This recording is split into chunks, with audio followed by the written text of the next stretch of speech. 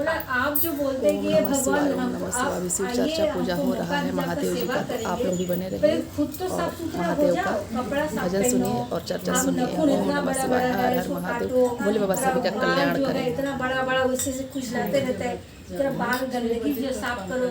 और भगवान को तुम जब खुद का साफ सुथरा नहीं है तो भगवान को क्या साफ रखेगा, क्या सेवा करेगा। तो बोलता है कि वो क्या होता है, भगवान क्या, भगवान ऐसे नहीं रहते हैं। बोलते नहीं, भगवान ऐसे नहीं रहते। तो भगवान कैसे रहते हैं?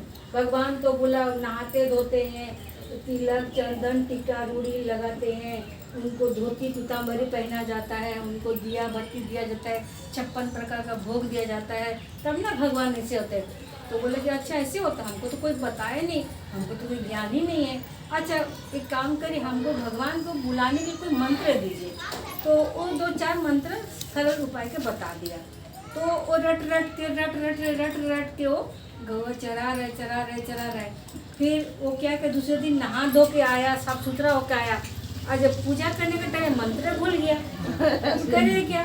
फिर बोले हम तो साफ सुथरा करके, लेकिन मंत्र तो पूरा भूल गए, क्या बोलेंगे ये भगवान हम। फिर वो उतना टाइम में थोड़ा देर के बाद वो साधु बाबा रोज जाते थे, बोलते बाबा हमको बताइए, आप जो बोलते हम पूरा भूल गए।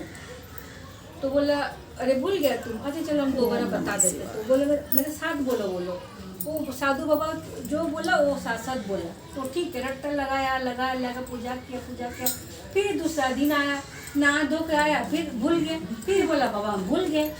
तो फिर वो बोला कि अरे ये तो मूर्ख से मूर्ख आदमी है, अज्ञानी है, इसका कुछ ज्ञान ही नहीं है और उसको कुछ पता ही नहीं है पूजा पाठ क्या होता है। तो उतना टाइम में क्या किया, तो साधु बाबा बोले इसको साधु बाबा तो सरल स्वभाव का होता है।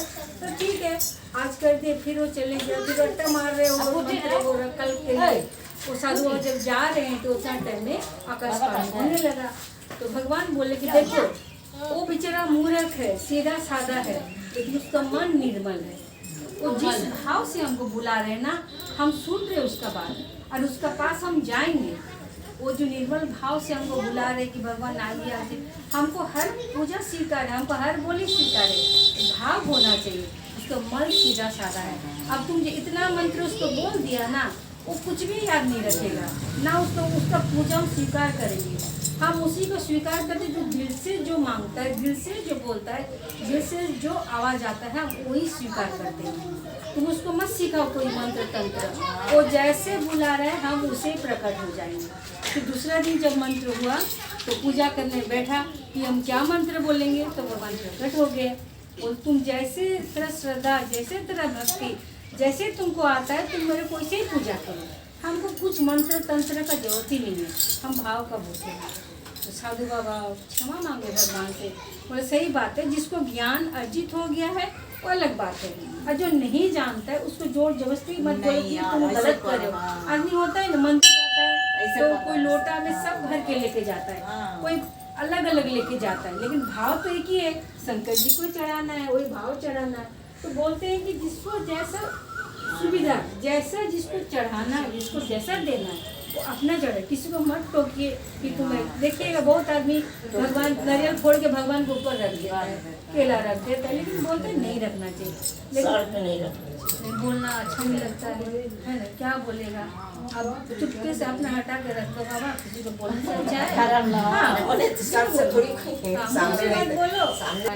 उसको तो जैसे मर्जी जो चढ़ाइए, उसको कुछ जरूरत ही नहीं है ना, सब उन्हीं का दिया हुआ है। क्या है हम लोगों का, कुछ भी नहीं है ना, हम लोग की कुछ भी तो है ही नहीं जो उसको हम दे सके, कुछ भी नहीं है। शरीर भी मेरा नहीं, उनका दिया ही शरीर है, कब बुलावा आएगा हमको जाना पड़ेगा।